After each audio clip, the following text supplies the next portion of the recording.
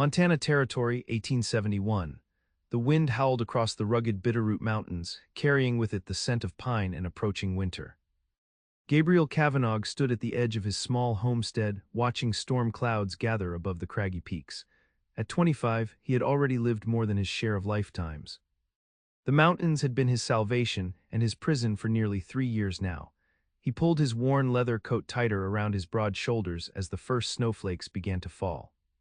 Gabriel was handsome in the way of men who spent their days working beneath the sun. His skin tanned despite the mountain winter, his dark hair falling in unruly waves just past his collar. When he'd first come to this remote valley, his face had been smooth as a boy's. Now a light stubble typically shadowed his strong jaw, though he still made a point to shave before heading into the settlement every few weeks for supplies. His cabin sat nestled against the foothills, a sturdy structure built with his own hands after he'd fled east. The small stream nearby provided trout in the warmer months, and his hunting skills kept meat on the table year-round. It was a lonely existence, but loneliness was safer than the alternative. In these mountains, Gabriel had found a place where his past couldn't find him, where no one asked questions about the nightmares that still woke him in the night. "No point delaying," he muttered to himself, leading his sturdy mountain horse from the small barn. The settlement of Pine Creek was a half-day's ride, and he needed supplies before the approaching storm made the trails impassable. As he secured his saddlebags, Gabriel glanced once more at the mountains that had become both his shield and his companion. The wilderness understood him in a way no person ever had. It demanded nothing but respect and self-reliance. Out here, a man could keep his own company and be better for it. "The frontier ain't for the weak," his father had often said. Gabriel had learned that lesson well, watching his mother wither and die on their Kansas homestead before he was 12. He'd seen too many good people broken by this untamed country, by outlaws, by nature's cruelty, by their own desperate hopes for something better. No, he thought as he mounted his horse, the frontier was no place for tenderness. A man survived by keeping his own counsel and his emotions buried deep. Feelings were luxuries afforded to those in civilized places with picket fences and church socials. Out here, they were distractions that got people killed. Gabriel had long ago accepted that his life would unfold in solitude. It was the price of his freedom, of the peace he'd found in these mountains, and most days he convinced himself it was enough. The trail to Pine Creek wound through dense forest before opening to rolling foothills. Gabriel kept a steady pace, watching for signs of other travelers or trouble. The frontier had taught him vigilance above all else. As the settlement came into view, little more than a general store, saloon, small church, and scatter of homesteads, he felt the familiar tension rise in his shoulders. Towns meant people, and people meant questions. Pine Creek had grown some since his last visit. A few new buildings stood half-constructed along what passed for a main street. The promise of copper in the mountains and rumors of a railway spur had drawn more settlers, despite the harsh conditions. Gabriel frowned. More people meant more reasons to limit his visits. He tied his horse outside Jensen's general store and stepped inside, nodding curtly to the proprietor. "Cavanagh," Jensen greeted him. "Beginning to think the mountains had swallowed you whole." "Just been busy," Gabriel replied, placing his list on the counter. "Need to stock up before the pass is close." "Smart thinking. That storm brewing looks to be a monster." Jensen began gathering supplies. "Heard you've been having some trouble with that grizzly up your way." Gabriel shrugged. "He keeps his distance, I keep mine." "Well, not everyone's as accommodating as you. Harrington lost 2 calves last week." "Talking about organizing a hunt." "Man builds in bear country, he ought to expect bears," Gabriel said, examining a new hunting knife on display. Jensen chuckled. "That's why folks call you the mountain man, Cavanagh. You think more like a wild thing than most Christians ought to." Gabriel didn't respond. The nickname had followed him since his first winter in the territory, when he'd survived the worst blizzard in memory, while 2 other homesteaders had frozen to death. He neither liked nor disliked it. It simply reinforced the distance between himself and the settlement folk. The door opened behind him, bringing with it a swirl of snowflakes and the murmur of voices. Gabriel kept his back turned, counting out coins for his purchases. "Miss Clayton, Mrs. Porter, comin' out of that weather," Jensen called. "Nasty day to be out and about." "We had no choice, mister." "Jensen," came a young woman's voice, clear as a mountain stream. "The storm's coming faster than anyone predicted. Father sent me to fetch supplies while he secures the livestock." Something about the voice made Gabriel glance over his shoulder. Two women stood brushing snow from their cloaks, one older, gray-haired and sturdy, the other young enough to make him quickly look away. "Well, you're just in time," Jensen said. "Let me finish with Mr. Cavanagh here and I'll see to your needs." Gabriel gathered his supplies quickly, intent on leaving before social niceties became expected. As he turned toward the door, his path was blocked by the younger woman, who had moved to examine a shelf of fabric. "Excuse me," he muttered. She turned, and Gabriel found himself looking into eyes the color of summer sky. Her face was framed by golden hair that had escaped from beneath a practical bonnet.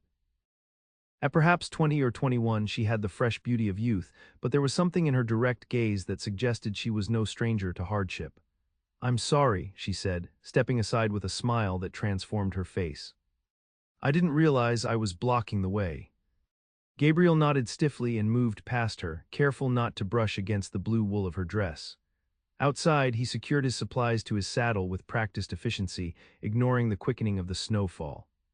He was nearly mounted when the store door opened again. "Mr. Cavanagh," Jensen called, "hold up a moment." Gabriel turned reluctantly. "Miss Clayton's wagon has thrown a wheel on the north road. Her father's at their homestead and Mrs. Porter here can't manage the repair in this weather." Jensen looked apologetic. "I'd help myself, but my rheumatism." Gabriel glanced at the young woman standing beside Jensen. She met his gaze without flinching, though her cheeks were flushed from the cold. "I would be grateful for assistance, Mr. Cavanagh," she said. "I can pay for your trouble." "Where's your homestead?" he asked gruffly. "Just past Miller's Creek where the valley opens up. We arrived this spring." Gabriel frowned. That placed her family's homestead between the settlement and his own property. He'd noticed the new construction months ago but had given it wide berth. "I can see to it," he said finally. "No payment necessary." Relief washed over her face. "Thank you. I'm Hope Clayton." Gabriel nodded without offering his own name, though she clearly already knew it. "You two best hurry," Jensen advised, looking at the thickening snow. "Storm's setting in faster than expected." 20 minutes later, Gabriel found himself kneeling beside a broken wagon wheel a mile north of town, while Hope Clayton held the horses steady. The older woman, Mrs. Porter, had remained in town with relatives after extracting a promise from Gabriel to see the girls safely home. "It's not as bad as it looks," Gabriel said, examining the damage. "Wheel pin snapped, but the wheel itself is intact. I can fashion a temporary repair to get you home." "I appreciate your help," Hope said. "Father would have come himself, but one of our cows is calving early." Gabriel worked silently, aware of her watching him. The snow was falling more heavily now, accumulating on his shoulders and hat. "You're the mountain man everyone talks about," she said eventually. "Not a question." Gabriel continued working. "People talk too much. They say you came here 3 winters ago. That you built your cabin alone and hardly come to town except for necessities." When he didn't respond, she continued, "They also say you're the best tracker in the territory and that you once fought off a pack of wolves to save a lost child." "That last part's not true," Gabriel said, securing the makeshift repair with a length of rawhide from his saddlebag. "Which part, the wolves or the child?" "There were only 2 wolves and the child wasn't lost. He was the baker boy, wandered off during a hunting trip with his father." Gabriel stood, brushing snow from his hands. "Wheel should hold until you get home, but your father will need to replace the pin properly." Hope studied him with undisguised interest. "Thank you, would you care to warm yourself at our fire before continuing your journey?" "The storm's getting worse." Gabriel looked at the heavy snow and darkening sky. Common sense told him to accept. The trail to his cabin would be treacherous in these conditions. But the thought of sitting in a stranger's home, making conversation, answering questions about himself. "I know my way in the dark," he said, moving toward his horse. "Even mountain men need shelter in blizzards, Mr. Cavanagh," Hope said, a challenge in her voice. Gabriel paused, one foot in the stirrup. The smart choice was clear, however uncomfortable. "I'll see you safely home and accept a brief warm-up," he conceded. "Then I'll be on my way." The Clayton homestead came into view just as daylight began to fade completely. It was larger than Gabriel had realized, a well-built 2-story house with a substantial barn and corral. Lights glowed in the windows, warm against the gathering storm. A tall man emerged from the barn as they approached, hurrying toward the wagon. "Hope, thank God," he called. "I was about to come looking for you." The wheel broke, Father, Hope explained as he helped her down. Mr. Cavanagh was kind enough to repair it and escort me home. George Clayton turned to Gabriel with an outstretched hand. I'm in your debt, sir. Gabriel accepted the handshake briefly. No debt. Anyone would have done the same. Not in this weather they wouldn't, Clayton countered. Please come inside and warm yourself. Seems this storm's going to be a bad one. Inside, the Clayton home was modest but comfortable. A fire blazed in the stone hearth and the smell of cooking filled the air. Gabriel stood awkwardly just inside the door, his hat in his hands, feeling out of place among the simple domestic comforts. Let me take your coat, Hope offered, having removed her own cloak and bonnet. Without the heavy winter garments, he could see that her blue dress fit her slender figure perfectly, her golden hair falling in waves past her shoulders. Gabriel reluctantly surrendered his coat but kept his position near the door. I can't stay long, need to reach my cabin before the trail becomes impassable. Clayton frowned, moving to the window where snow now pelted the glass. I'm afraid you might be too late for that, Mr. Cavanagh. This is developing into a proper blizzard. He turned back to Gabriel. I cannot in good conscience allow you to leave in these conditions. We have a spare room, and you'd be welcome to stay the night. Gabriel felt a flash of panic at the thought of being trapped in a stranger's home. I appreciate the offer, but I know these mountains. I'll make it back safely. Father's right, Hope interjected, coming to stand beside her father. Even the most experienced frontiersman shouldn't challenge a blizzard unnecessarily. Her blue eyes held Gabriel steadily. Please, Mr. Cavanagh, your death would be a poor repayment for your kindness today. Something in her direct manner caught him off guard. There was no artifice in Hope Clayton, no coyness or manipulation, just honest concern. Gabriel looked again at the window where the snow now swirled violently in the darkness. One night, he conceded finally. I'll leave at first light. Dinner was a simple but hearty affair, venison stew, cornbread, and preserved peaches. Gabriel ate quietly, answering George Clayton's questions about the territory with as few words as possible. Hope said little during the meal, but he felt her watching him when she thought he wouldn't notice. How long have you been in Montana, Mr. Cavanagh? Clayton asked as they finished eating. Going on 3 years. And before that? Gabriel set down his spoon. Missouri originally, then Kansas for a time.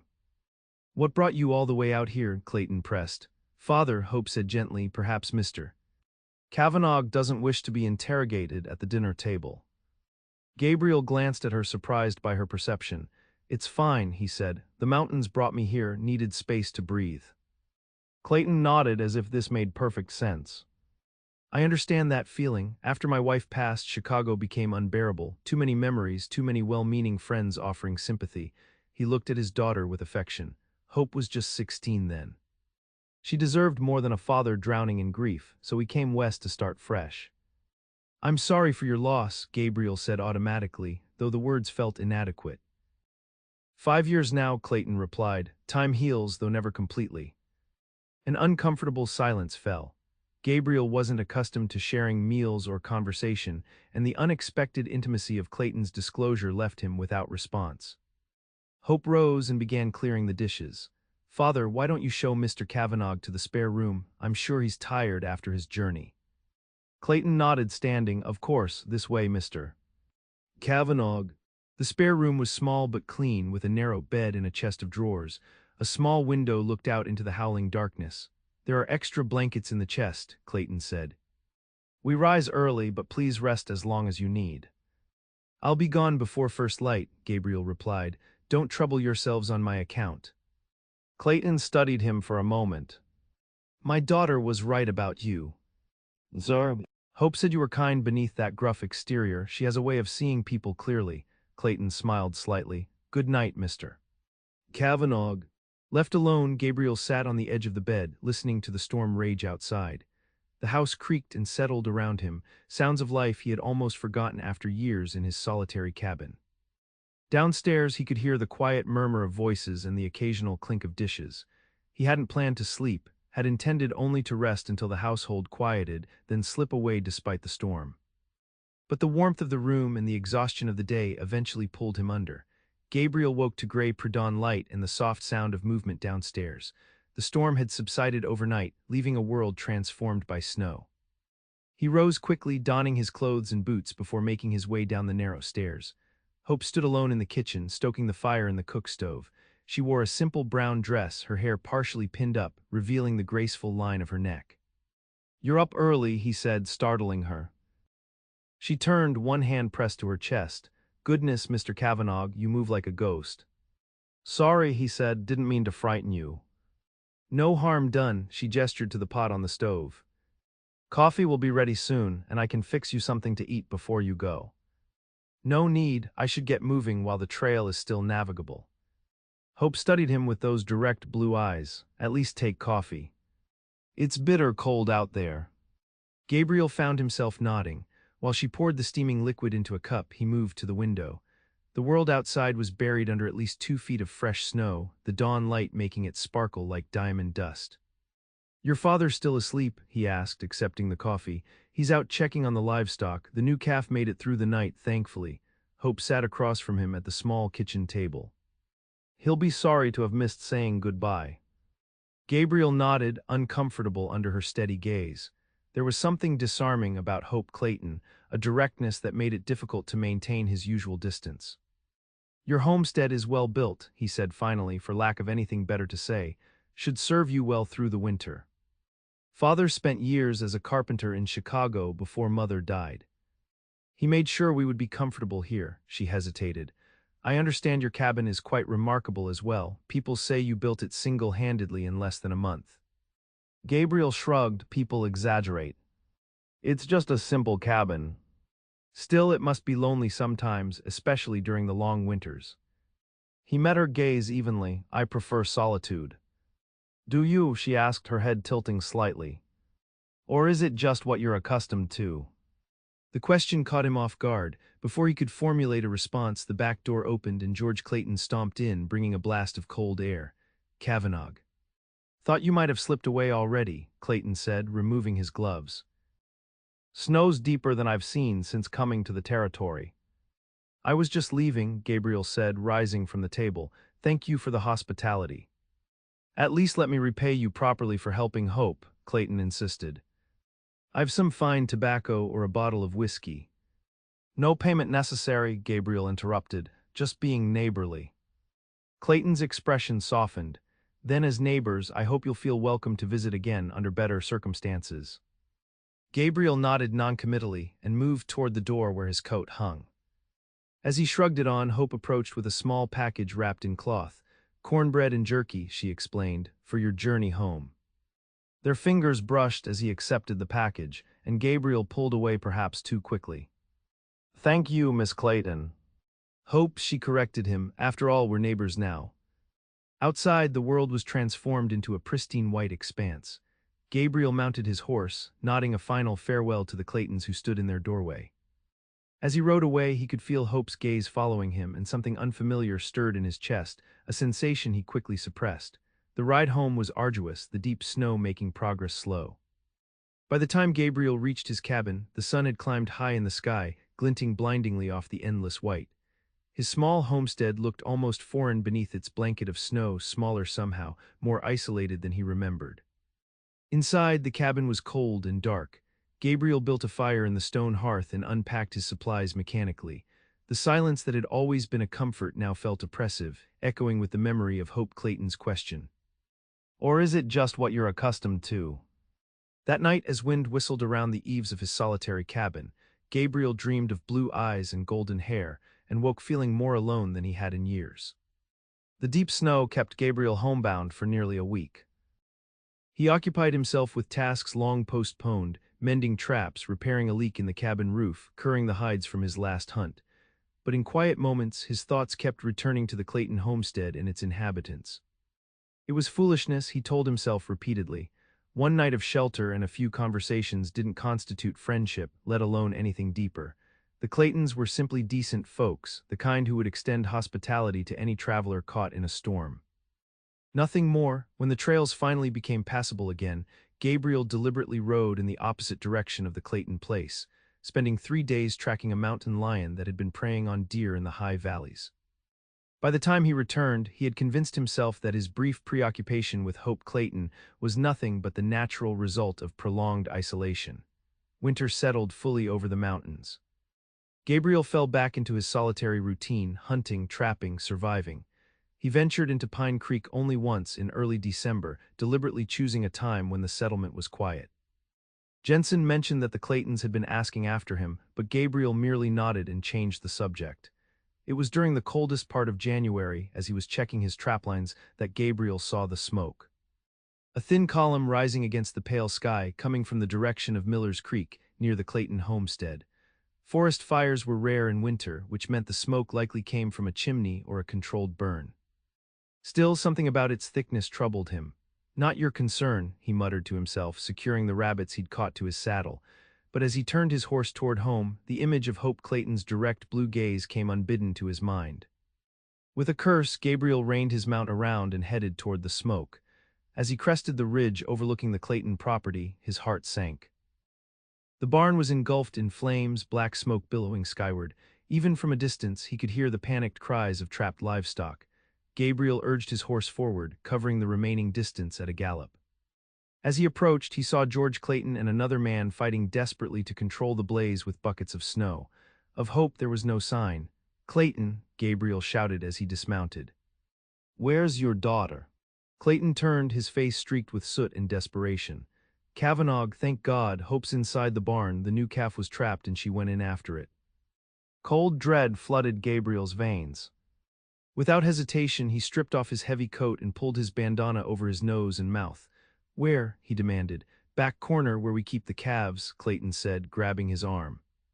"But the roof's about to go, you can't." Gabriel shook free and ran toward the inferno. Heat blasted him as he reached the barn doors, the roar of flames drowning out all other sounds. Smoke stung his eyes immediately, reducing visibility to almost nothing. He dropped to a crouch where the air was marginally clearer and moved forward. "Hope," he shouted. "Hope, where are you?" The barn's interior was a nightmare of flame and choking smoke. Burning hay-scent embers floating through the air, igniting new fires wherever they landed. Above, the roof timbers groaned ominously. A faint cry answered him from the back of the barn. Gabriel pushed forward, navigating around fallen debris and pockets of intense flame. His lungs burned with each breath and sweat poured down his face. He found her in the corner stall, crouched over the still form of a calf. Hope's dress was singed, her face blackened with soot. When she looked up and saw him, relief broke through her fear. "Gabriel." "The calf, I couldn't leave her." "We have to go now," he said urgently, pulling her to her feet. "The roof's coming down any second." Hope shook her head. "Not without her." Gabriel wanted to argue, but there was no time. With a muttered curse, he scooped the small calf into his arms. "Stay close behind me. If I fall, leave me and run, understand?" She nodded, coughing violently. The return journey through the burning barn was a blur of heat, smoke, and terror. Twice they had to change courses, burning debris fell in their path. Gabriel's arms ached with the weight of the calf, and his lungs felt scraped raw. Behind him, he could hear Hope coughing, but she kept pace. They were perhaps 20 feet from the doors when a terrible crack sounded above them. Gabriel looked up to see a massive beam breaking free from the ceiling. "Run," he shouted, shoving Hope forward with one hand while clutching the calf with the other. They burst through the doors into blinding daylight and frigid air just as a deafening crash sounded behind them. The force of the collapsing roof propelled them forward, sending them sprawling into the snow several yards from the barn. For a moment, Gabriel simply lay there, gulping clean air into his burning lungs. The calf miraculously scrambled to its feet beside him with a weak bleat. Then he remembered Hope. She lay face down in the snow a few feet away, unnervingly still. Gabriel crawled to her side, heart hammering with fear. "Hope," he gasped, gently turning her over. "Hope, can you hear me?" Her face was smudged with soot, her golden hair singed at the ends. For one terrible moment, she didn't respond. Then her eyelashes fluttered and she looked up at him with those clear blue eyes. "You came," she whispered, voice raspy from smoke. Relief washed over him with such force that Gabriel nearly collapsed. "You foolish woman," he said, the words emerging more tenderly than he'd intended. "You could have been killed." Before she could respond, George Clayton was there, gathering his daughter into his arms, his face a mask of relief and residual terror. "Hope, my God, I thought I'd lost you," he choked out. "Don't you ever do something so reckless again." Gabriel stepped back, suddenly aware of how close he'd come to revealing emotions he scarcely understood himself. As Clayton helped Hope toward the house, Gabriel retreated further, retrieving his discarded coat and catching the reins of his nervous horse. "Cavanagh," Clayton called, turning back toward him. "Where are you going?" "Barn's lost," Gabriel replied gruffly. "Nothing more I can do here." "You saved my daughter's life," Clayton protested. "At least come inside, get warm, let me tend those burns." Gabriel glanced down, noticing for the first time the angry red patches on his hands and forearms. In the aftermath of the rescue, he hadn't even felt the pain. "They're nothing," he said. "I need to get back before dark." Hope, still supported by her father, looked at Gabriel with an intensity that made him want to look away. "Please stay," she said simply, 3 words that shouldn't have held such power. Gabriel found himself hesitating, caught between the urgent need to retreat to his solitude and the pull of something new and frightening. "Just long enough to treat those burns," Clayton pressed. "I insist." Gabriel finally nodded, following them into the house while maintaining a careful distance.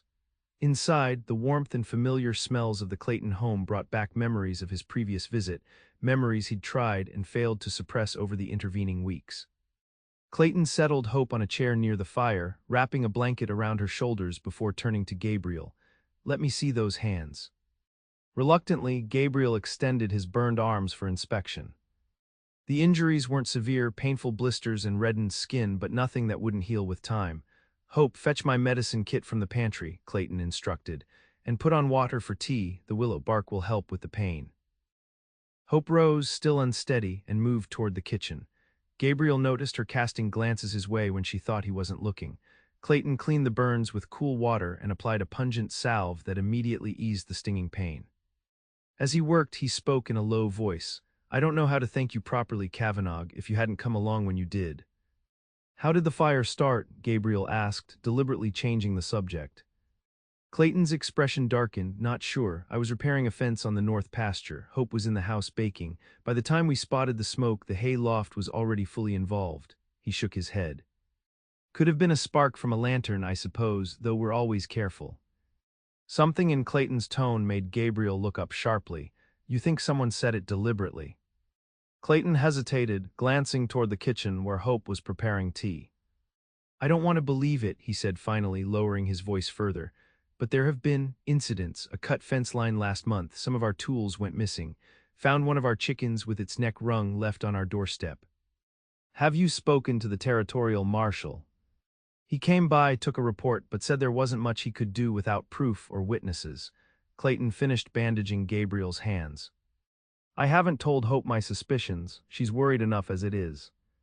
Gabriel frowned. Frontier justice was often lacking, but deliberate targeting of a homestead usually meant someone wanted the land or had a personal vendetta. "Any idea who might have cause against you?" he asked. Clayton shook his head. "We're newcomers here, haven't had time to make enemies." Hope returned with a steaming cup of tea, ending their private conversation. Her face was clean now, though her hair still carried the acrid smell of smoke. "Willow bark tea," she said, offering the cup to Gabriel.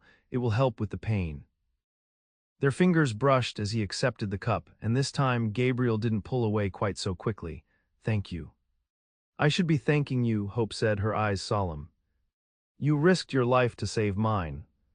"Anyone would have done the same," he replied, uncomfortable with her gratitude. "No," she said with quiet certainty, "they wouldn't have. Most men would have written off both me and the calf as lost causes." Gabriel sipped the bitter tea to avoid responding.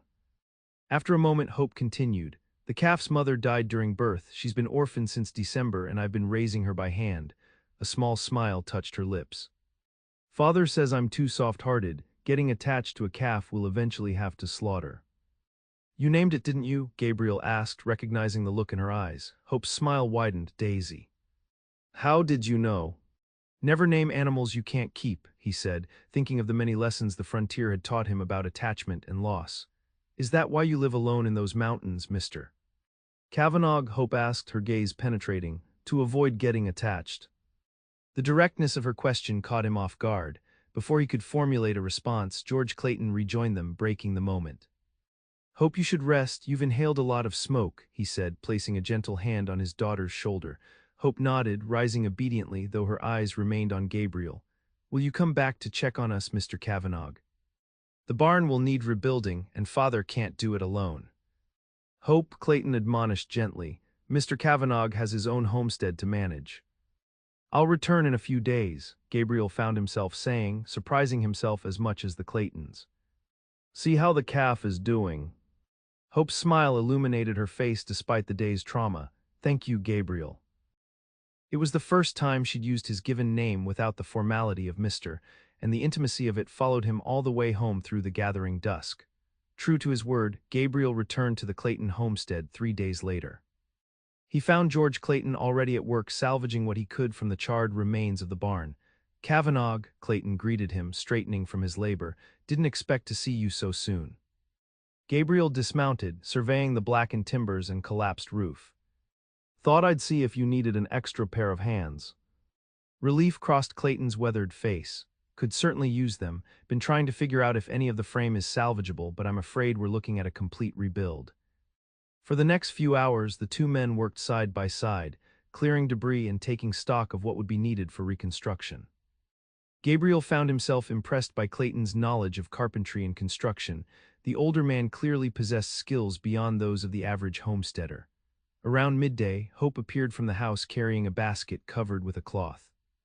The sight of her sent an unexpected jolt through Gabriel. She wore a simple green dress today, her golden hair braided and coiled at the nape of her neck. Despite the lingering smell of smoke that hung over the property, Gabriel caught the faint scent of lavender as she approached. I thought you might be hungry, she said, setting the basket on a flat section of debris. Just bread and cheese, I'm afraid. Our cooking supplies are limited until Father can build a proper smokehouse again. How's the calf? Gabriel asked, accepting the food she offered. Hope's face brightened. Daisy is recovering nicely. She's in the makeshift pen behind the house if you'd like to see her later. As they ate, Clayton outlined his plans for rebuilding. We'll need to cut fresh timber. I've marked some suitable trees on our northern boundary, but hauling them back will be the real challenge without draft horses. I have a strong team, Gabriel said. Could bring them over when you're ready to start hauling. Clayton studied him with undisguised curiosity.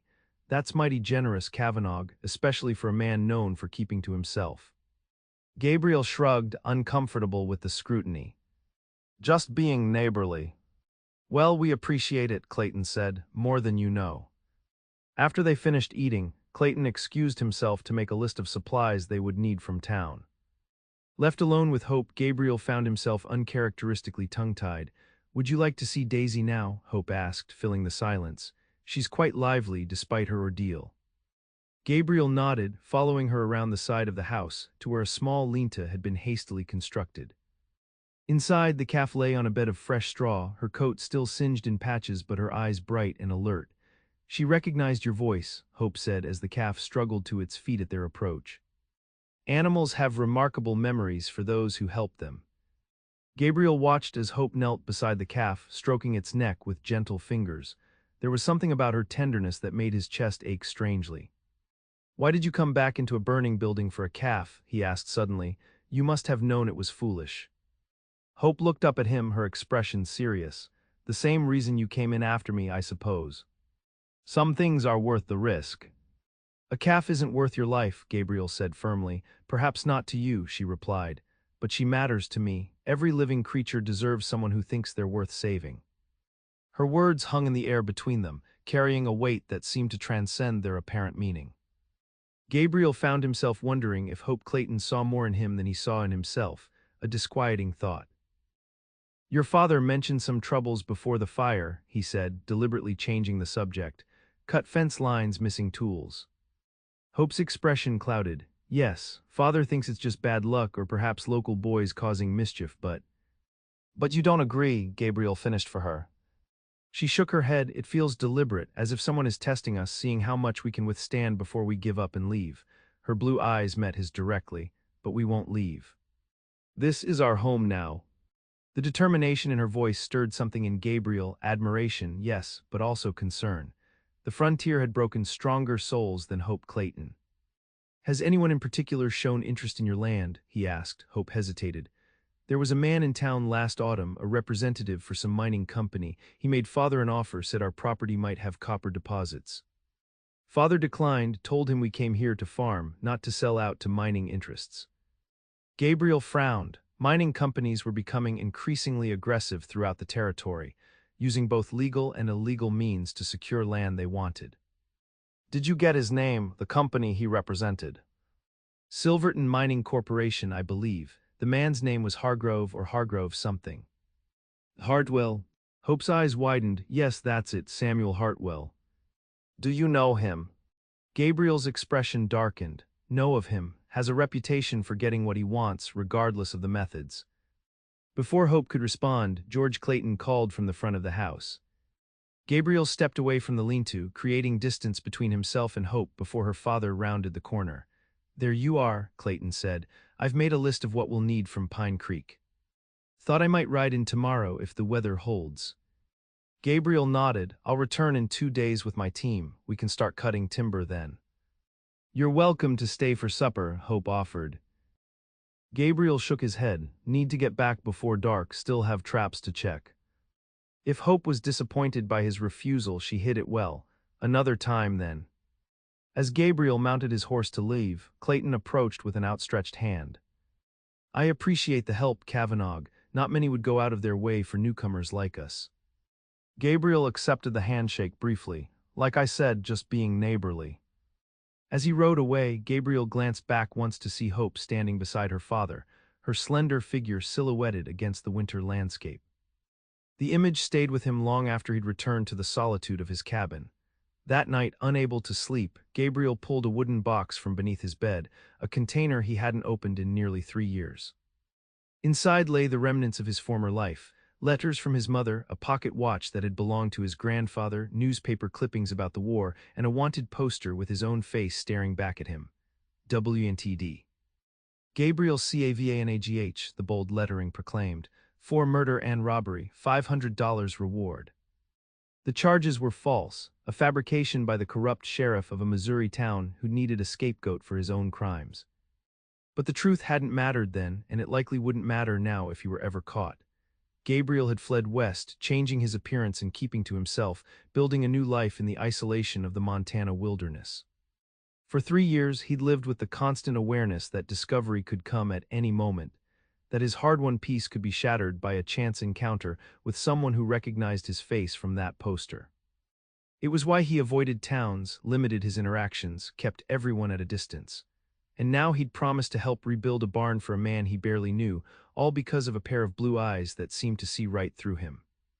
Fool, he muttered to himself, returning the poster to the box and shoving it back under the bed. The next week passed in a blur of physical labor.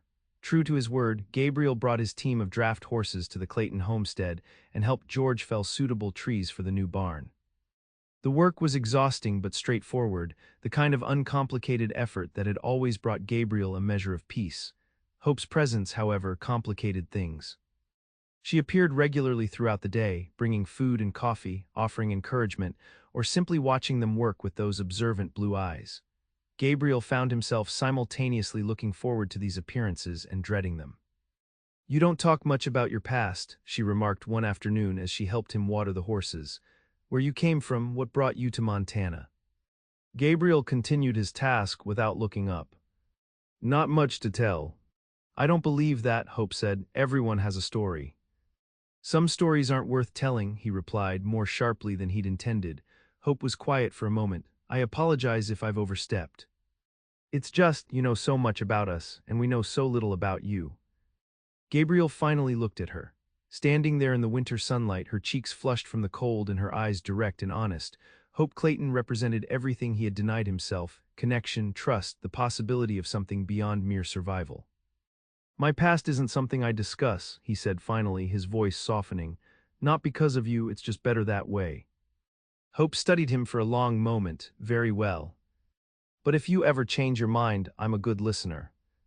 Before Gabriel could respond, a rider appeared on the road leading to the homestead, a stranger on a fine black gelding, dressed in city clothes despite the frontier setting. Expecting company? Gabriel asked, immediately alert. Hope shook her head, her expression concerned. No, father's in town getting supplies. The rider approached at a leisurely pace, eventually stopping a few yards away. He was perhaps 40, well-groomed with an expensive coat and hat. His smile didn't reach his cold eyes. Miss Clayton, I presume, he called, tipping his hat. Samuel Hartwell, Silverton Mining Corporation. We spoke briefly last autumn. Gabriel tensed at the name, moving slightly in front of Hope without conscious thought. My father isn't here, Mr. Hartwell, Hope said, her voice steady despite the wariness in her eyes.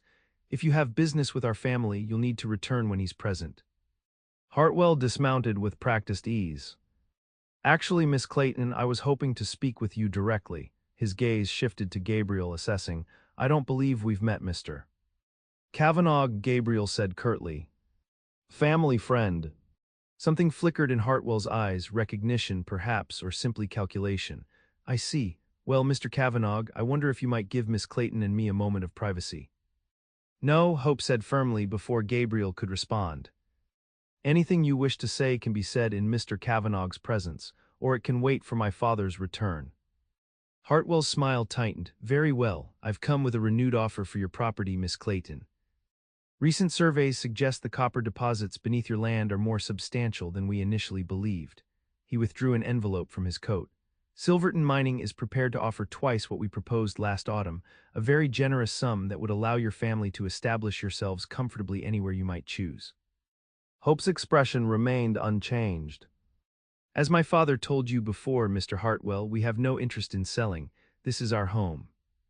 Perhaps you should discuss it with your father before making such a definitive statement, Hartwell suggested, his tone condescending. Women often fail to appreciate the financial realities of frontier life.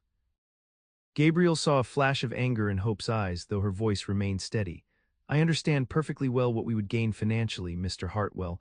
I also understand what we would lose, our independence, our purpose, the life we've built here. She gestured to the half-constructed barn frame. We've already faced hardships and persevered. A bit of money won't tempt us to abandon what we're building. Hartwell's facade of geniality slipped, revealing something harder beneath. Miss Clayton, I admire your spirit, but you may find that holding out against Silverton Mining is unwise. The frontier can be dangerous for stubborn homesteaders. The thinly veiled threat sent a surge of anger through Gabriel. He stepped forward, placing himself squarely between Hope and Hartwell. I think you'd better leave now, he said, his voice low and dangerous, and I suggest you don't return. Hartwell studied Gabriel with narrowed eyes. Careful, Cavanagh, you might want to consider which side you're on in this matter. A cold smile touched his lips. A man with a history like yours should choose his battles carefully. The words hit Gabriel like a physical blow. Hartwell knew, or at least suspected, who he was. The realization sent ice through his veins. Leave, Gabriel repeated, fighting to keep his voice steady. Now. For a tense moment, Hartwell didn't move. Then he shrugged and remounted his horse with deliberate slowness. Think about my offer, Miss Clayton. It won't remain open indefinitely. His gaze shifted to Gabriel. And you, Mr. Cavanagh, I look forward to our next meeting. They watched in silence as Hartwell rode away. When he was out of sight, Hope turned to Gabriel, her face pale. What did he mean, Gabriel? About your history. Gabriel turned away, busying himself with the horses. Nothing, just trying to unsettle me. It worked, Hope said quietly. I've never seen you look afraid before.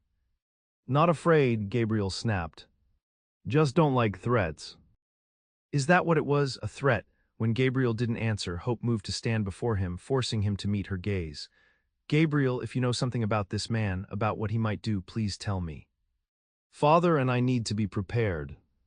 The concern in her eyes nearly undid him. Gabriel wanted to tell her everything, about the false charges, his flight west, the constant fear of discovery that had shaped his life for 3 years. But revealing those truths would only put her in greater danger. Hartwell has a reputation for using underhanded tactics to get land he wants, Gabriel said finally. The fire, the missing tools, the cut fence line, it fits his pattern. You and your father should be careful. And what about you? Hope asked. He seemed to know something about you. Gabriel shook his head. I need to go.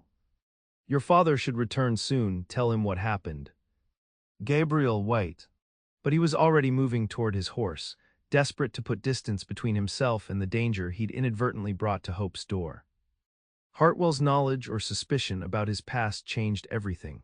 If the mining man decided to use that information, Gabriel would have no choice but to flee again, abandoning the life he'd built in Montana, abandoning Hope. The thought brought a sharp pain he wasn't prepared for. That evening, alone in his cabin, Gabriel faced the reality of his situation. The smart choice, the safe choice, would be to leave immediately, before Hartwell could verify his suspicions or alert authorities. He could head farther west, perhaps to the Washington Territory or even California, start again somewhere new. But the thought of leaving without warning, of Hope waiting for him to return to help with the barn, of her eventually learning he'd simply disappeared. It gnawed at him in a way he couldn't ignore. For the first time in 3 years, Gabriel found himself torn between self-preservation and something else, something he'd denied himself for so long he barely recognized it: connection, responsibility, perhaps even affection. Before he could reconsider, Gabriel took out a sheet of paper and began to write. The words came slowly at first, then in a rush as he finally allowed himself to tell the truth. When he finished, he sealed the letter and set it aside. Tomorrow he would take it to the Clayton homestead and face whatever consequences came. Dawn broke clear and cold over the mountains. Gabriel saddled his horse early, the letter secure in his coat pocket. The ride to the Clayton property seemed both too long and too short, every minute bringing him closer to a conversation he both dreaded and, strangely, welcomed. As he crested the final ridge overlooking the homestead, Gabriel pulled his horse to an abrupt halt.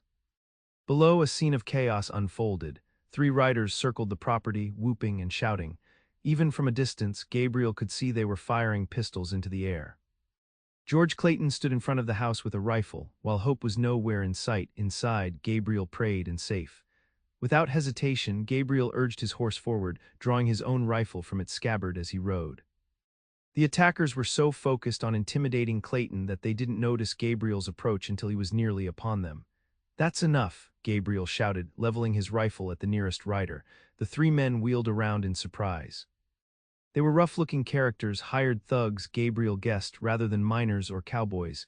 "This ain't your business, stranger," the largest of the 3 called. "Ride on if you know what's good for you." "I'm making it my business," Gabriel replied coldly. "Drop your weapons and clear out." The man laughed, but Gabriel detected uncertainty beneath the bravado. "There's 3 of us and only 1 of you." "Bad odds." "2 of us," George Clayton corrected, moving to stand beside Gabriel's horse, his rifle steady. "And I don't miss at this range." A tense silence followed. Gabriel could see the thugs calculating their chances, weighing the risk of injury or death against whatever Hartwell was paying them. "Hartwell sent you, didn't he?" Gabriel said, breaking the standoff. "Tell him his intimidation tactics won't work, and tell him I know what he's doing." The leader's eyes narrowed. "Don't know no Hartwell." "Save your lies," Gabriel snapped. "Get off this property now, or the next bullet won't be aimed at the sky." Something in Gabriel's voice, the cold certainty of a man who had faced worse dangers, finally penetrated the leader's bravado. With a muttered curse, he gestured to his companions and they turned their horses toward the road. "This ain't over," he called over his shoulder, "not by a long shot." Gabriel and Clayton remained motionless until the riders disappeared from view. Only then did Gabriel lower his rifle, exhaling slowly. "You all right?" he asked Clayton. The older man nodded grimly. "They showed up about 15 minutes ago, shooting and hollering like madmen. Didn't make any specific demands, just tried to frighten us." He glanced toward the house. "Hope's inside with a shotgun, watching the back door." As if summoned by her name, Hope appeared in the doorway, a shotgun indeed cradled in her arms. Her face was pale but composed as she hurried to join them. "Gabriel," she said, relief evident in her voice, "thank God you came when you did." "Are you hurt?" he asked, dismounting to stand before her. She shook her head. "Just shaken. Those men, they said terrible things about what would happen if we didn't sell to Silverton." Gabriel's jaw tightened. "Hartwell's escalating. This won't be the last attempt." Clayton sighed heavily, suddenly looking older than his years. "Perhaps we should reconsider his offer. I won't risk Hope's safety for a piece of land, no matter how much we've invested here." "No, father," Hope protested immediately. "If we give in to bullies like Hartwell, they win. This is our home." Gabriel watched the exchange silently, the letter in his pocket weighing heavily. His instinct was to tell them everything now, about his past, about Hartwell's veiled threat, about the danger his presence might bring to their door. But the aftermath of the attack had changed things. Hope and her father needed protection more than they needed truth. "Hartwell won't stop," Gabriel said finally. "Men like him see resistance as a challenge, not a deterrent. If you sell because of these tactics, he'll use the same approach on the next homesteader who stands in his way." Clayton regarded him thoughtfully. "What would you suggest then?" Fight back, Gabriel said simply. Not with guns, at least not unless absolutely necessary, but with law and community. The marshal already told us there's little he can do without evidence, Hope reminded him. Then we get evidence, Gabriel replied. Next time Hartwell sends his men, we'll be ready, and in the meantime, we make sure everyone in Pine Creek knows what's happening. Hartwell may have money and influence, but frontier communities protect their own when properly motivated. Hope's eyes brightened with renewed determination. You're right, we aren't alone in this. The word "we" hung in the air between them, carrying implications Gabriel wasn't ready to examine too closely. For now, he was committed to helping the Claytons, whatever complications might arise from his decision. I'll stay here tonight, he said, making a quick decision, in case they come back. Clayton nodded gratefully. We'd welcome the extra gun. He glanced at the half-built barn frame, and perhaps tomorrow we can continue our work. I refuse to let Hartwell stop us from rebuilding what we lost. As Clayton moved toward the house to prepare for potential trouble, Hope lingered beside Gabriel, her eyes searching his face. You were coming here anyway, she observed. Before you saw the riders. Gabriel nodded, conscious of the letter still in his pocket. Had something to tell you. Hope waited, her expression open and expectant. Gabriel hesitated, then shook his head slightly. It can wait, he said. Right now, we need to secure the property and make plans. Disappointment flickered in Hope's eyes, but she didn't press him. Very well, but I'll hold you to that conversation, Gabriel Cavanagh.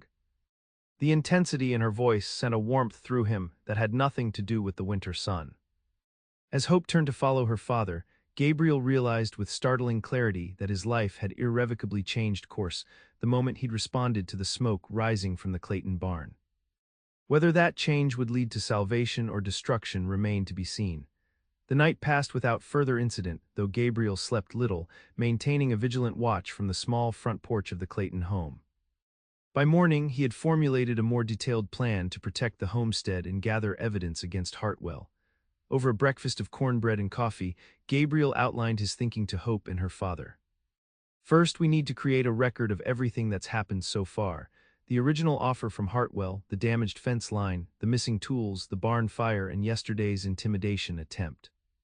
Dates, details, descriptions of the men involved. I've already started such a record, Hope said. After the fire, I began writing everything down, including Mr. Hartwell's visit and his threats. Gabriel nodded, impressed but not surprised by her foresight. Good. Second, we need witnesses. Next time I go into Pine Creek, I'll speak with Jensen and a few others I trust, let them know what's happening and ask them to spread the word. Hartwell's tactics rely on isolation. If the whole community is watching, he'll be forced to either back down or become more blatant in his illegality. And if he becomes more blatant, Clayton asked grimly, then we'll have the evidence we need to involve the territorial authorities, Gabriel replied. But we need to be prepared for things to get worse before they get better. Hope reached across the table to squeeze her father's hand. We can withstand this, Father, especially with Gabriel's help. The faith in her voice both warmed and worried Gabriel. He was committing himself to their cause without revealing the additional danger his presence might bring. The letter still sat in his pocket, its revelations temporarily delayed by more immediate concerns. After breakfast, Clayton announced his intention to ride into Pine Creek to purchase additional ammunition and speak with a few neighbors about forming a watch rotation. Despite Gabriel's offer to go in his place, Clayton was adamant. I need to show my face, he explained. Let people see I'm not intimidated. Besides, you'll be more use here protecting Hope and continuing work on the barn. Once Clayton had departed, Gabriel and Hope set about reinforcing the homestead's defenses as best they could.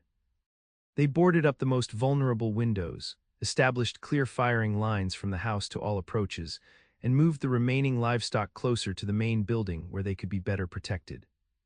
As they worked, Gabriel found himself increasingly aware of Hope's quiet strength. She tackled each task with determination, never complaining about the physical demands or the fear that must have been simmering beneath her composed exterior.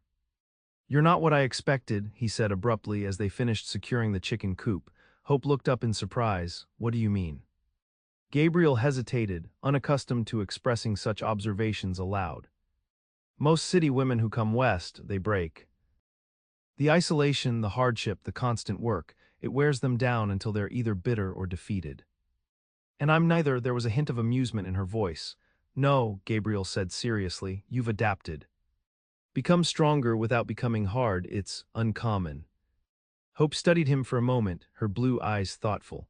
Perhaps it's because I don't see the frontier as something to be endured until something better comes along.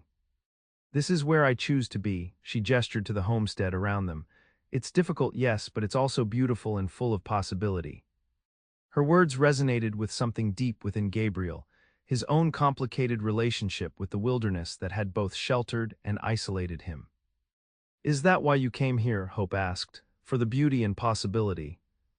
Gabriel looked away, fixing his gaze on the distant mountains. I came for sanctuary, he said finally. The isolation was necessary. And now, Hope's voice was gentle but persistent. Is it still necessary? The question hung between them, loaded with implications neither was ready to fully articulate. Before Gabriel could respond, a distant movement caught his attention, a rider approaching from the direction of Pine Creek. Your father's returning already? Hope asked, following his gaze. Gabriel shook his head, instantly alert. Too soon, and that's not his horse. As the rider drew nearer, Gabriel recognized the lean figure and expensive clothing of Samuel Hartwell. Unlike his previous visit, Hartwell rode alone, his manner less overtly threatening but no less purposeful. Go inside, Gabriel told Hope. Get your shotgun and stay out of sight unless I call for you. Hope hesitated, clearly reluctant to leave him to face Hartwell alone. Gabriel, if he knows something about your past. Hope, please, he interrupted, his voice softening. Trust me. After a moment's hesitation, she nodded and moved swiftly toward the house. Gabriel positioned himself near the half-built barn frame, deliberately casual, though his rifle rested within easy reach against a stack of lumber. Hartwell reined his horse to a stop several yards away, his cold eyes taking in the defensive preparations around the homestead. Expecting trouble, Cavanagh, he called, dismounting with studied nonchalance. Just being cautious, Gabriel replied evenly. Strange riders have been causing problems recently. A thin smile crossed Hartwell's face. Yes, I heard there was some unpleasantness yesterday. Drunken cowboys, I understand. The frontier attracts all sorts of unsavory characters. What do you want, Hartwell? Clayton isn't here. Actually, it's you I came to see. Hartwell moved closer, stopping a prudent distance from Gabriel's rifle. I believe we have matters to discuss that would be better kept private, away from Miss Clayton's delicate ears. Gabriel felt a cold certainty settle in his gut.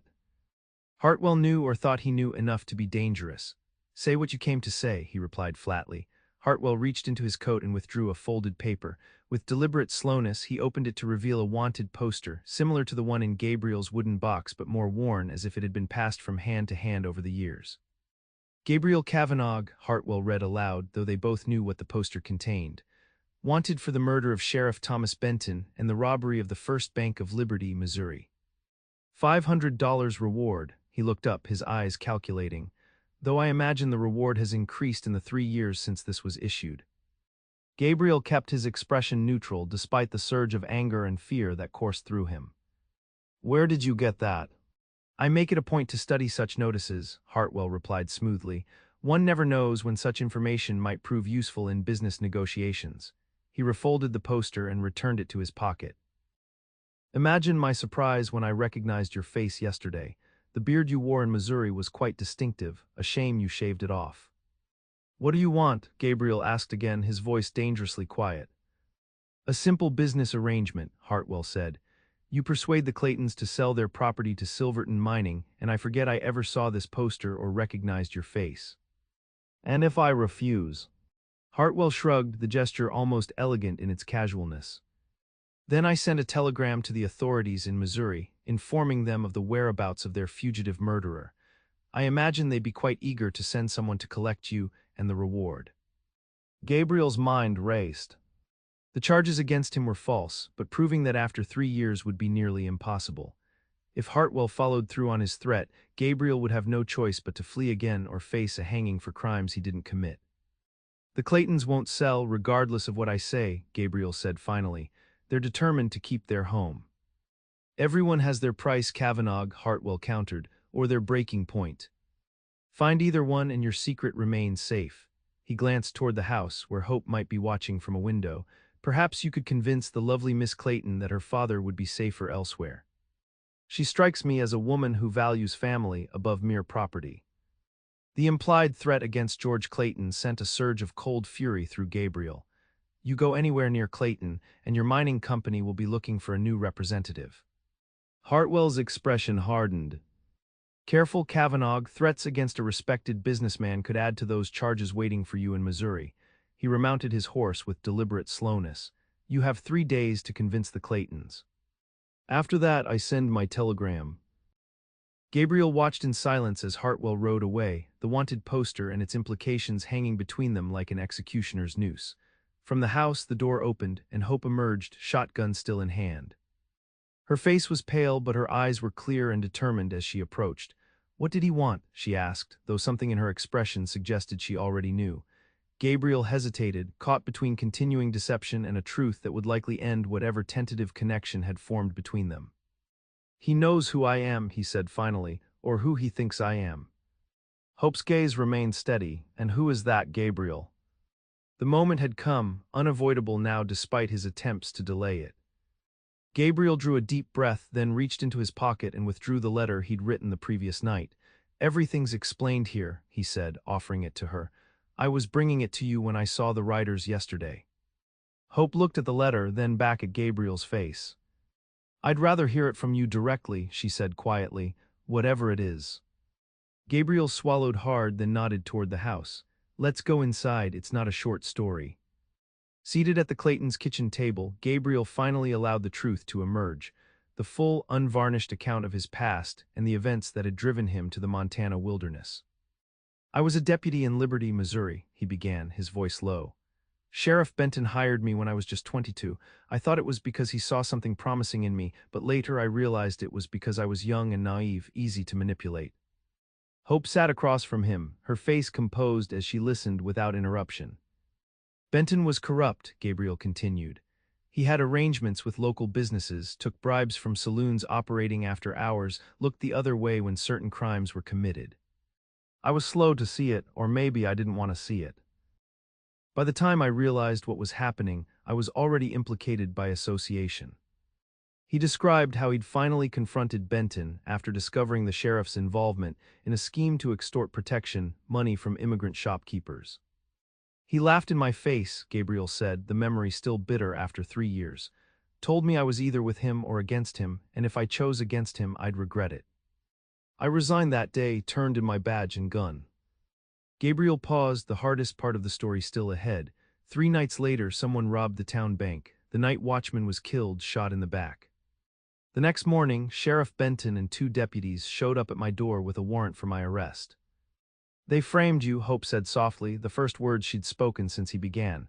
Gabriel nodded grimly.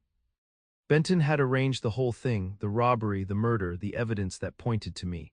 My gun was found near the bank. Witnesses claim to have seen someone matching my description. It was my word against the sheriff's, and in Liberty, that was no contest at all." "How did you escape?" Hope asked. "My mother's brother, my Uncle James, was the jailer. He didn't believe I was guilty. The night before my scheduled transfer to the county seat for trial, he unlocked my cell and told me to run."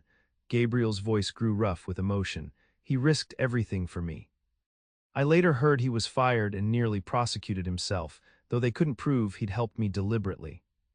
The kitchen fell silent as Gabriel finished his account. Outside, the winter sun cast long shadows across the homestead, marking the passage of time as Hope absorbed his story. "And now Hartwell is threatening to expose you," she said finally. "To send word to Missouri." "Yes." "In exchange for convincing Father and me to sell our land." Gabriel nodded, watching her face carefully for signs of disgust or fear. "I won't do it, Hope. Whatever consequences come, I won't betray your family that way." Hope's blue eyes met his directly. "What will you do?"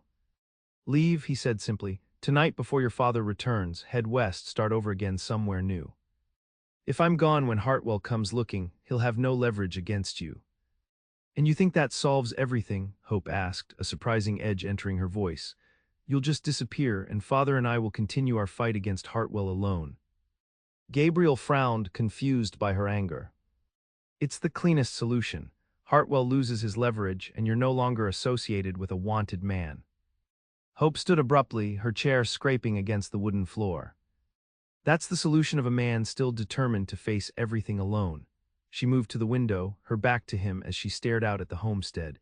Did it ever occur to you that we might care more about helping you than about protecting ourselves from association with you? The question caught Gabriel completely off guard. Hope, I'm wanted for murder, if Hartwell sends that telegram. Then we fight it, she interrupted, turning to face him. We get word to your uncle, gather evidence of Benton's corruption, petition the territorial governor for intervention. Gabriel shook his head, both moved and alarmed by her determination. It's been 3 years, any evidence that might have existed is long gone. Benton has had plenty of time to cover his tracks. Perhaps, Hope acknowledged, or perhaps not, corrupt men grow careless over time, believing themselves untouchable. She moved closer to him, her expression intense. But that's not the real issue here, is it? The real issue is that running away is what you've always done, not just from Missouri, but from any possibility of connection. The accuracy of her assessment struck Gabriel like a physical blow. That's not fair, he protested weakly. Isn't it? Hope challenged. You built a life of isolation because it was safer than risking trust. You convinced yourself that the frontier is no place for anything beyond mere survival, but that's a choice, Gabriel. Not an inevitable truth. Her words stripped away the protective barriers he'd constructed so carefully over the years, leaving him exposed in a way he found both terrifying and strangely liberating. What would you have me do? He asked finally. Stay and fight a battle I can't win, put you and your father at risk. Hope moved closer still until she stood directly before him. I would have you stop making decisions for others based on your fear. I would have you consider that perhaps you aren't as alone as you've chosen to believe. Something shifted in Gabriel's chest, a cracking of ice that had formed around his heart long before he'd fled to these mountains. Hope, he began, uncertain what he meant to say. The sound of hoofbeats interrupted whatever might have followed. Hope moved quickly to the window. It's father, she said, relief evident in her voice. And he's not alone. Gabriel joined her at the window to see George Clayton riding toward the house, accompanied by 3 other men, local ranchers Gabriel recognized from his infrequent visits to Pine Creek. What's this? Gabriel murmured. Hope turned to him, a small smile touching her lips despite the gravity of their interrupted conversation. It appears father has been gathering allies. Outside, Clayton dismounted and greeted his daughter with a quick embrace before turning to Gabriel. Cavanagh, he said briskly, glad you're still here, we have developments. The 3 men with Clayton introduced themselves formally: Peterson, who ran the largest cattle operation in the valley; Miller, whose homestead bordered the Clayton property to the east; and Donnelly, a grizzled former trapper who had settled in the area a decade earlier. Clayton's been telling us about your trouble with Hartwell and Silverton mining, Peterson said, his weathered face serious beneath his wide-brimmed hat. Thought you should know you're not the first.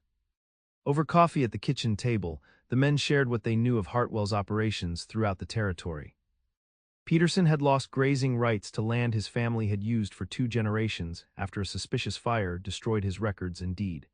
Miller's brother-in-law had been driven off his claim by a series of escalating threats similar to those experienced by the Claytons. Hartwell represents the worst of what's happening across Montana, Donnelly growled. Eastern money buying up land, pushing out honest homesteaders, all for minerals that'll be stripped out and shipped back east, leaving nothing but scarred earth behind. We've decided it's time to take a stand, Clayton explained, looking at Gabriel and Hope. Not just for our homestead, but for the entire community. How? Gabriel asked, wary but intrigued. Territorial legislature has a representative visiting Pine Creek next week, Peterson said. We aim to present a petition signed by every independent landowner in the valley, documenting Hartwell's methods and demanding investigation. Already got 17 signatures, Miller added. With more coming. Hope's eyes shone with renewed determination. This is exactly what we need, community action that Hartwell can't ignore or intimidate away. Gabriel listened as the men outlined their plan, impressed by their organization but conscious of his own complicated situation. If he remained to help the Claytons, he risked exposure as a fugitive. If he fled as planned, he abandoned them at a crucial moment. There's something else you should know, Clayton said, interrupting Gabriel's thoughts. Something Jensen told me in town today. He glanced at the other men, then back to Gabriel. Hartwell was asking questions about you, Cavanagh. Specific questions about your background. A cold weight settled in Gabriel's stomach. What kind of questions? Where you came from, how long you've been here, whether anyone knew you before you settled in the valley. Clayton's expression was grave. Jensen thought it odd enough to mention, said Hartwell seemed particularly interested in whether you'd ever been to Missouri. The other men exchanged glances, sensing undercurrents they didn't fully understand. There's something here we're missing, Peterson observed shrewdly. Something between you and Hartwell that goes beyond the Clayton property. Gabriel felt Hope's gaze on him, waiting. The moment had come to decide, continue hiding behind half-truths or stand openly with these men who were willing to fight for their community. With a deep breath, Gabriel told them everything, the corruption in Liberty, the false charges, his flight west, and now Hartwell's blackmail attempt. When he finished, a heavy silence filled the kitchen. Gabriel waited for the inevitable withdrawal, the cautious distancing that would follow their realization of his fugitive status. It was Donnelly who spoke first, his gruff voice matter of fact. Well, that explains Hartwell's confidence, thinks he's got you over a barrel. Man like that, Peterson added slowly, using false charges to force an honest homesteader off his land. That's not so different from what Hartwell's doing to the Claytons, is it? Gabriel stared at him, taken aback by the comparison, and by the lack of judgment in Peterson's tone. You believe me, he asked incredulously, just like that. I've known corrupt lawmen, Miller said simply, and I've known honest men. Ain't hard to tell which category you fall into, Cavanagh. Clayton nodded in agreement. Besides, a guilty man doesn't build a life like you have, working honestly, keeping to himself, helping neighbors when needed. He runs, keeps running, never settles. Hope's hand found Gabriel's beneath the table, a gentle pressure that conveyed more than words could express. So what do we do? Gabriel asked finally. Hartwell gave me 3 days to convince you to sell, or he sends his telegram to Missouri. We add it to our petition, Clayton said firmly. Make it clear that Hartwell is using blackmail and false accusations as tools in his land-grabbing scheme. The territorial representative needs to understand the full extent of Silverton's tactics. And in the meantime, Peterson added, we make sure you're never alone. Hartwell might try to take matters into his own hands if he thinks his blackmail won't work. As the men continued planning, Gabriel felt something he hadn't experienced in years, the sense of belonging to something larger than himself, of having allies rather than just his own resources to rely upon. Hope's words from earlier echoed in his mind, perhaps you aren't as alone as you've chosen to believe. For the first time since fleeing Missouri, Gabriel allowed himself to consider the possibility that she was right. The next 3 days passed in a whirlwind of activity. True to their word, Peterson and the others organized a rotation of men to keep watch over both the Clayton homestead and Gabriel's cabin. Work on the barn continued with additional volunteers, the structure taking shape faster than Gabriel would have thought possible. Hope spent much of her time drafting the community petition, her education and writing skills proving invaluable as she crafted a document that detailed Hartwell's activities throughout the valley. Gabriel found himself increasingly impressed by her intelligence and determination, and increasingly aware of his growing feelings for her. They hadn't revisited their interrupted conversation from the day Hartwell issued his ultimatum. The constant presence of others and the urgency of their preparations left little opportunity for private discussions. But Gabriel often caught Hope watching him with an expression that suggested she had not forgotten what remained unresolved between them. On the morning of Hartwell's deadline, Gabriel rose before dawn and made his way to the Clayton homestead. The structure was dark and quiet as he approached, the household not yet stirring. He settled on the front porch to wait, watching as the first pale light crept over the eastern horizon. The door opened behind him just as the sun broke free of the mountains. Hope stepped onto the porch, wrapped in a shawl against the morning chill. If she was surprised to find him there, she didn't show it. I thought you might come early, she said, settling beside him on the porch step. Today's the day. Gabriel nodded, his gaze fixed on the distant road. Hartwell will make his move. Either he'll come himself to hear my answer, or he's already sent his telegram. And if he has, Hope asked quietly. Gabriel turned to look at her, taking in the golden light of dawn on her face, the clear blue eyes that had somehow seen through all his carefully constructed defenses. Then we face it, he said, surprising himself with the certainty in his voice. Together if that's what you want. Hope's expression softened. That's what I've wanted since the day you rescued me from the barn, Gabriel. For you to stop running from your past, from connection, from the possibility of something beyond mere survival. I don't know if I remember how, Gabriel admitted, being alone has become familiar. Familiar isn't the same as right, Hope said gently, or fulfilling. Gabriel reached tentatively for her hand, his calloused fingers brushing against her smaller ones. I'm beginning to understand that. They sat in companionable silence as the sun climbed higher, casting long shadows across the homestead. Inside the house, they could hear George Clayton moving about, starting the day's routines. Whatever happens, Gabriel said finally, I want you to know that meeting you, knowing you, has changed things for me, changed me. Hope's fingers tightened around his. For the better, I hope. For the better, he confirmed. Though it's terrifying. A small smile curved Hope's lips, the worthwhile things usually are. The sound of approaching riders drew their attention. Gabriel rose, instinctively placing himself between Hope and potential danger as 3 horsemen appeared on the road leading to the homestead. Hartwell, Hope said, recognizing the lead rider. Gabriel nodded grimly, and his hired guns. Hope hurried inside to alert her father while Gabriel remained on the porch, his hand resting near the revolver at his hip. As the riders drew closer, he recognized the 2 men flanking Hartwell as the same thugs who had participated in the intimidation attempt days earlier. They reined their horses to a stop in the yard, Hartwell slightly ahead of his companions. His expression was smugly confident as he surveyed the homestead and Gabriel's tense posture. Good morning, Cavanagh, he called. I trust you've had sufficient time to consider my proposition. I have, Gabriel replied evenly. And, Hartwell prompted, what shall I tell Mr. Clayton about the benefits of selling to Silverton Mining? Gabriel heard the door open behind him as George Clayton emerged, rifle in hand. Hope followed, standing slightly behind her father but clearly visible to Hartwell and his men. You can tell me yourself, Hartwell, Clayton said firmly, though I suspect I already know your arguments. Hartwell's confident smile faltered slightly at the unified front presented by Gabriel and the Claytons. I see Cavanagh hasn't been as persuasive as I'd hoped, a pity. He withdrew an envelope from his coat. Perhaps this will change your minds, a telegram already written, needing only to be sent to the authorities in Liberty, Missouri. Gabriel felt rather than saw Hope move closer to his side. Mr. Cavanagh has told us everything, Hartwell, she said clearly, about the false charges, about your blackmail attempt, about all of it. Genuine surprise crossed Hartwell's face before he masked it with a sneer. How convenient that he's painted himself as an innocent victim. I wonder if the Missouri authorities would share that charitable view. They might, came a new voice from the side of the house, especially with new evidence to consider. All heads turned to see Peterson riding into the yard, accompanied by Miller, Donnelly, and nearly a dozen other local ranchers and homesteaders. Behind them came a man Gabriel didn't recognize, middle-aged, well-dressed, with the bearing of someone accustomed to authority. What is this? Hartwell demanded, his composure slipping. Peterson urged his horse forward.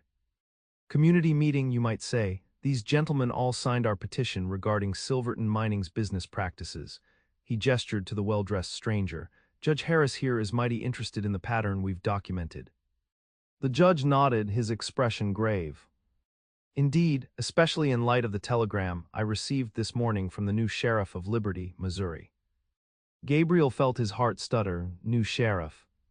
Thomas Benton died 6 months ago, the judge explained, withdrawing a paper from his coat. His replacement has been investigating irregularities from Benton's administration and came across your case, Mr. Cavanagh. It seems several witnesses have recanted their testimony against you, claiming Benton coerced them. Hope's hand found Gabriel's, squeezing tightly as the judge continued. The new sheriff believes you were framed, exactly as you claimed. He submitted a formal request to the territorial governor to have all charges against you dismissed. The world seemed to tilt beneath Gabriel's feet. 3 years of running, of isolation, of constant vigilance, all potentially ending with a few words from a stranger. This is absurd, Hartwell blustered.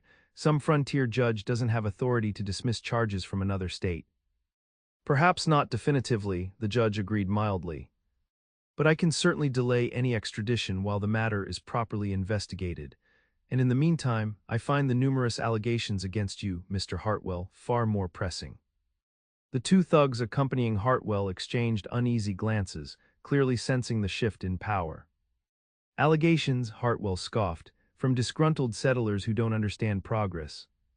From reputable citizens documenting a pattern of harassment, intimidation, and suspected arson, the judge corrected firmly. All tactics employed to force sales of land to Silverton Mining at below market values. Peterson moved his horse closer to Hartwell's. We've had enough, Hartwell. This valley isn't yours to take. These homesteads aren't yours to burn. And these people aren't yours to threaten. Hartwell's face had gone pale beneath his careful grooming. His gaze darted between the armed homesteaders surrounding him, calculating his diminishing options. You have no proof of any wrongdoing on my part, he said finally, only hearsay and coincidence. We have witnesses, Miller countered. Men you hired for special jobs who are suddenly finding their consciences now that the territorial court is involved. For the first time, Hartwell appeared genuinely alarmed. His hand moved subtly toward his coat, where Gabriel suspected he carried a concealed weapon. Don't, Gabriel warned softly. It would go very badly for you. Hartwell's hand stilled. His expression shifted from alarm to cold fury as he realized the extent of his defeat. This isn't over, he said, his voice barely controlled. Silverton Mining has connections throughout the territory, all the way to Washington. You'll regret challenging us. Perhaps, the judge said evenly. But today, Mr. Hartwell, you'll be accompanying me back to Pine Creek to answer some very specific questions about your business methods. At a signal from the judge, two men moved forward to flank Hartwell, clearly prepared to ensure his cooperation. His hired thugs, reading the situation accurately, were already backing their horses away, eager to distance themselves from their employer's downfall. As Hartwell was led away, surrounded by vigilant homesteaders, the tension that had gripped the Clayton homestead for weeks finally began to dissipate. Is it really over? Hope asked quietly, still holding Gabriel's hand. For now, Clayton answered, lowering his rifle, though Hartwell wasn't wrong about Silverton's connections. They may send someone else eventually. Peterson approached, dismounting to stand before Gabriel with an outstretched hand. We'll be ready if they do. This valley protects its own. As Gabriel accepted the handshake, he was struck by the realization that he was now included in that own. No longer the solitary mountain man keeping his distance from community, but part of something larger. Thank you, he said simply, the words inadequate for the emotions swelling in his chest. Peterson shrugged, embarrassed by the gratitude. Man stands by his neighbors, that's the way of things out here. As the impromptu gathering dispersed, plans were made for a proper celebration in Pine Creek the following Saturday. Gabriel found himself invited, expected, included, sensations so unfamiliar they almost overwhelmed him. When only the Claytons remained, George tactfully excused himself to check on the livestock, leaving Gabriel alone with Hope on the porch once more. So, she said, her eyes searching his face, the charges against you may be dismissed, you're free.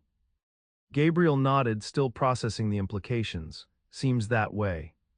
What will you do now? Hope asked, a hint of uncertainty in her voice. Without the need to hide, you could go anywhere, return east perhaps, or... No, Gabriel interrupted gently. I have no desire to go east. My life is here now. Hope's expression brightened, though she tried to maintain a casual tone. In your cabin in the mountains. Gabriel looked out over the homestead. At the half-built barn, the small garden plot already prepared for spring planting, the chicken coop he'd helped repair. Then he looked back at Hope, at the golden hair framing her face and the clear blue eyes that had somehow seen through all his defenses. I'm not sure anymore, he admitted. I built that cabin when isolation seemed my only option. Now, Hope prompted softly when he hesitated. Gabriel took a deep breath, gathering courage for words he hadn't allowed himself to consider until this moment. Now I'm wondering if there might be room in my life for more than mere survival, for connection, he swallowed hard, for you if that's something you might want. Hope's smile bloomed slowly, transforming her face. I think you know that's what I want, Gabriel Cavanagh. I've been waiting for you to realize it's what you want too. The distance between them seemed both vast and infinitesimal, as Gabriel struggled to bridge the final gap between his solitary past and the possibility of a shared future. I don't know how to do this, he confessed. How to be with someone, how to trust that it won't end in loss or betrayal. Neither do I, Hope replied with surprising honesty. I only know that some risks are worth taking. Some connections are worth the vulnerability they require.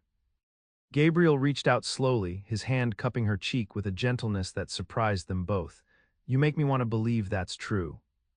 It is true, Hope whispered, leaning almost imperceptibly into his touch. For both of us. The first kiss was tentative, a careful exploration of unfamiliar territory. The second was more certain, a confirmation of what they both already knew, that something profound had taken root between them, something neither had been looking for but both now recognized as essential. When they finally parted, Gabriel rested his forehead against hers, eyes closed, absorbing the monumental shift occurring within him. You can't love me, he murmured, a final protest against the happiness threatening to overwhelm his carefully constructed defenses. I'm still the man who ran for 3 years, who built walls to keep everyone at a distance. Too late, Hope whispered, her breath warm against his lips. I already do. In the distance, the mountains stood as they always had, rugged, imposing, eternal. But for the first time since coming to this territory, Gabriel saw them not as a barrier separating him from the world, but as a backdrop for a life that might now include love, community, and belonging. It terrified him. It exhilarated him, and as Hope's lips found his once more, Gabriel Cavanagh finally surrendered to the possibility that the frontier might be a place not just for survival, but for living fully, with all the risk and reward that entailed. Spring arrived in the Montana Territory with a gradual softening of the land. Snowmelt swelled the streams, tender green shoots emerged from the dark earth, and the days stretched longer as winter relinquished its hold. On the Clayton homestead, the new barn stood completed, its sturdy frame a testament to community effort and resilience. Gabriel's life had transformed as dramatically as the landscape. The weeks following Hartwell's departure had brought official word from Missouri. All charges against him had been dismissed. The former deputy who had testified falsely against him had confessed to his perjury, revealing Benton's corruption and clearing Gabriel's name completely. Freedom from his past had opened possibilities Gabriel hadn't dared consider during his years in hiding. Most significantly, it had allowed him to court Hope Clayton openly, with her father's cautious blessing. Their courtship unfolded with the same directness that characterized all their interactions. No games, no pretense, just the gradual deepening of a connection that had begun in fire and danger. On a warm May evening, Gabriel rode to the Clayton homestead as he had nearly every day since winter's end. The property was flourishing, new calves frolicked in the pasture, a kitchen garden thrived under Hope's care, and the scars left by Hartwell's intimidation campaign had largely healed. Gabriel found Hope near the creek that bordered the eastern edge of the property, gathering wild flowers in the fading daylight. She looked up at his approach, her face illuminating with a smile that still took his breath away. You're earlier than expected, she said as he dismounted. Father's still in town picking up supplies. Gabriel nodded, oddly relieved by Clayton's absence. I know, I wanted to speak with you alone. Hope's eyebrows rose slightly as she noticed his uncharacteristic nervousness. Is everything all right? Yes, he assured her quickly. Everything's fine, better than fine, actually. He gestured to a fallen log nearby. Can we sit for a moment? They settled side by side on the log, the wildflowers still clutched in Hope's hands. Gabriel took a deep breath, gathering courage for the words he'd rehearsed countless times on the ride over. I've been thinking about the future, he began, his voice steadier than he'd expected. About what I want my life to look like now that I'm truly free to choose. Hope nodded encouragingly, though he could see a hint of apprehension in her eyes. My cabin served its purpose when I needed isolation and safety, Gabriel continued. But I've realized recently that it's just a structure, it's never really been a home. And what would make it a home? Hope asked softly. Gabriel turned to face her fully, taking her hands in his. The wildflowers tumbled forgotten into her lap. Not what, he corrected gently. Who you Hope, you've shown me that survival alone isn't enough, that connection, community, love. These aren't luxuries or weaknesses, they're what make life worth living. Hope's eyes widened as she began to understand the direction of his words. I love you, Gabriel said simply. I think I have since you ran back into a burning barn to save a calf you couldn't bear to lose. Your courage, your determination, your capacity for caring, they humbled me. They changed me. He reached into his pocket and withdrew a small wooden box, carved with intricate mountain scenes, a project that had occupied his evenings for weeks. I can't offer you wealth or an easy life, he said as he opened the box to reveal a simple gold band. The frontier will always be challenging, but I can promise to face those challenges with you, to build something meaningful together, to love you every day for the rest of our lives." His voice faltered slightly. "If you'll have me." Tears spilled from Hope's blue eyes, catching the last golden rays of sunset. For a terrible moment, Gabriel feared he'd misread everything between them. Then she smiled, a smile of such pure joy it seemed to illuminate the gathering dusk. "Yes," she whispered. "Yes, Gabriel Cavanagh, I'll have you, today and all the days to follow." Gabriel's hands trembled as he slipped the ring onto her finger. It fit perfectly, gleaming softly in the fading light. "I had help with the sizing," he admitted. "Your father measured one of your other rings while you were visiting the millers last week." Hope's eyes widened. "Father knew." "You asked his permission." Gabriel nodded, a smile tugging at his lips. "He made me sweat it out for nearly 10 minutes before giving his blessing, said I'd proven myself worthy of you, though he doubted any man truly could be." "He's right about that," Hope teased, her eyes shining with happiness. "You'll have to spend a lifetime trying."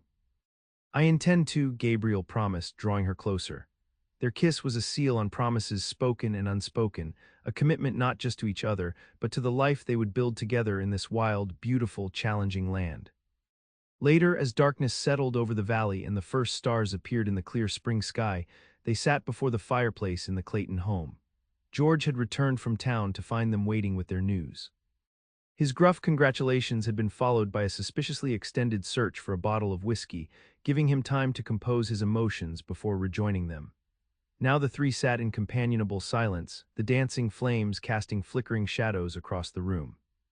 Hope's head rested on Gabriel's shoulder, her father watching them with a mixture of happiness and wistful remembrance. "I've been thinking," Clayton said finally, breaking the comfortable quiet, "about the future of this homestead." Gabriel straightened slightly, attentive. He and Hope had not yet discussed where they would live after marrying, whether in his mountain cabin or here on the Clayton property. "This land needs young hands to work it properly," Clayton continued. "To expand the herds, plant more acreage, build it into the kind of operation that can sustain a family for generations." "Father," Hope began, sensing where his thoughts were heading. "We wouldn't expect you to." Clayton raised a hand, silencing her gentle protest. "Hear me out, daughter, I'm not as young as I once was. These past months fighting Hartwell showed me that. And while I've no intention of retiring to a rocking chair just yet, I'm practical enough to recognize when Providence offers a solution." He looked directly at Gabriel. "You're good with the land, Cavanagh. You understand this territory, respect it without fearing it. And more importantly, you love my daughter with a devotion any father would welcome." Gabriel swallowed hard, moved by the older man's words. "Sir, Let me finish before I lose my nerve for sentiment," Clayton interrupted gruffly. "What I'm saying is this: I'd like you both to make this homestead your home, build your marriage here, raise your children here. Let me teach you what I know about farming while I still can, and add your own knowledge to it." Hope's eyes filled with tears as she rose to embrace her father. "Are you certain this has been your dream since we left Chicago?" Clayton patted her back awkwardly, his own emotions evident despite his attempt at pragmatism. "Dreams change, girl. Watching you build a life here with a good man, that's become the greater dream." He looked over Hope's shoulder at Gabriel. "What do you say, Cavanagh, ready to trade your mountain solitude for a family farm?" Gabriel rose, extending his hand to the man who had offered not just a daughter but a legacy, a future rooted in land and family rather than isolation. "I'd be honored," he said simply, the words inadequate for the fullness in his heart. As they shook hands, Gabriel realized how far he had traveled from the wary fugitive who had believed that the frontier was no place for connection, that survival alone was the only realistic goal in such a harsh land. Hope had shown him a different truth, that even in wilderness, perhaps especially in wilderness, the human heart sought more than mere existence. It sought meaning, purpose, love.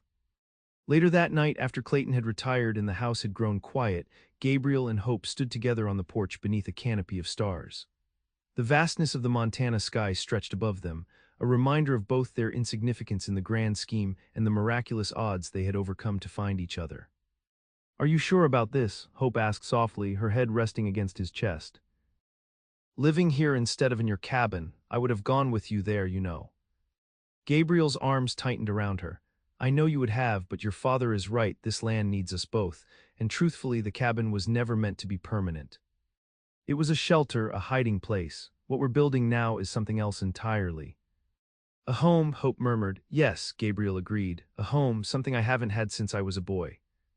They stood in comfortable silence for a time, listening to the night sounds of the valley, the distant call of an owl, the rustle of wind through new leaves, the gentle burble of the creek. I was thinking, Hope said eventually, about what you said when we first met, about never naming animals you can't keep. Gabriel smiled at the memory, you and that calf. Daisy, Hope corrected him with a gentle nudge. She has a name. Daisy, Gabriel conceded. What about her? Hope tilted her face up to his, her expression thoughtful in the starlight. I was thinking that perhaps the risk is worth it, getting attached, giving something a name, making it yours even knowing you might lose it someday. Gabriel understood she was talking about more than the calf. I'm beginning to believe you're right about that. The alternative is a life without real connection, safer perhaps but hollow. Is that why you finally asked me to marry you? Hope asked, a teasing note entering her voice. You decided I was worth the risk. Gabriel looked down at her, at the woman who had challenged his isolation, who had seen possibility where he had seen only danger, who had loved him despite his determination to remain unloved. You are worth every risk, he said softly. Every uncertainty, every fear, every possibility of loss. Loving you has taught me that some things are worth being vulnerable for. Hope's eyes shimmered in the starlight. I feel the same about you, you know. Loving a man determined to stand alone wasn't without its own risks. Gabriel smiled ruefully. I wasn't very cooperative at first, was I? You were, Hope countered, just not about the important things. You'd risk your life to save me from a burning building but balk at staying for supper afterward. The observation was so accurate and so gently delivered that Gabriel couldn't help but laugh. When you put it that way, it does seem absurd. Not absurd, Hope said, reaching up to touch his face. Just human, we're all afraid of something, Gabriel. The brave ones acknowledge their fears without letting them dictate their lives. As the night deepened around them and the stars wheeled slowly overhead, Gabriel Cavanagh held the future in his arms and made a silent promise, to himself, to Hope, to the life they would build together in this wild, beautiful territory. He would be brave enough to love fully, to risk loss, to embrace connection rather than flee from it. He would build a home and family on this land, adding his strength to Hope's determination and her father's wisdom. And he would remember always that it was in opening himself to vulnerability that he had found his greatest strength.